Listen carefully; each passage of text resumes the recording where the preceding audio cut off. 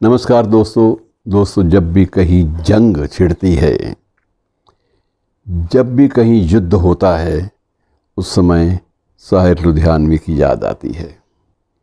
और उनकी एक प्रसिद्ध नज़्म है, उसमें युद्ध का जो अंतर्मन है, युद्ध का जो अंतर्द्वंद्व है और युद्ध की जो बारीकियां हैं, जो उससे होने वाले विनाश की जो तस्वीरें साहिर ने खींची थी, वो अद्भुत हैं। आज उसी पे ही ज़्यादा केंद्रित कर लेते हैं और उसकी एक नज़्म है जो बहुचर्चित है और आज भी इस माहौल में पूरी तरह से रेलेवेंट है, प्रासंगिक है कि खून अपना हो या पराया हो, खून अपना हो या पराया हो, नस्ल आदम का खून है आखिर।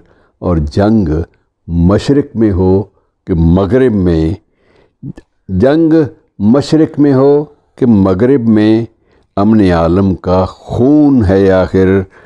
और बम घरों पर गिरें, बम घरों पर गिरें या सरहद पर, रूह तामीर ज़ख्म खाती है। बम घरों पर गिरें या सरहद पर, बम घरों पर गिरें या सरहद पर, रूह तामीर ज़ख्म खाती है।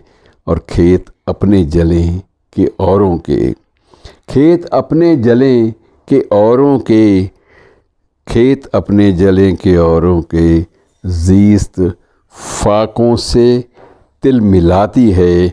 और टैंक आगे बढ़े कि पीछे हटें, टैंक आगे बढ़ें कि पीछे हटें, कोख धरती की बाँझ होती है।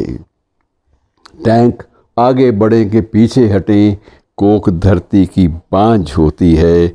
और फतह का जश्न हो कि हार का सोग, ज़िंदगी मैयतों पे रोती है, ज़िंदगी मैयतों पे रोती है।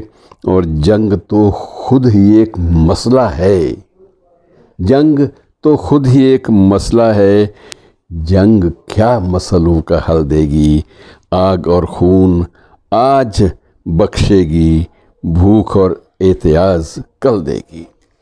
और इसलिए ऐ शरीफ इंसानों, इसलिए ऐ शरीफ इंसानों, जंग टलती रहे तो बेहतर है। और आप और उन सभी के आंगन में शम्मा जलती रहे तो बेहतर है। और दोस्तों, इसी मज़ामीन, ऐसे मज़ामीन पर दुनिया भर में उपन्यास भी लिखे गए, कहानियाँ भी लिखी गईं, बहुत सारी नज़में लिखी गईं और बहुत सारे महाकाव्य भी रचे गए और खंड काव्य भी सामने आए। धर्मवीर भारती का पूरा अंधा युग इसी युद्ध की विभीषिका को समर्पित है।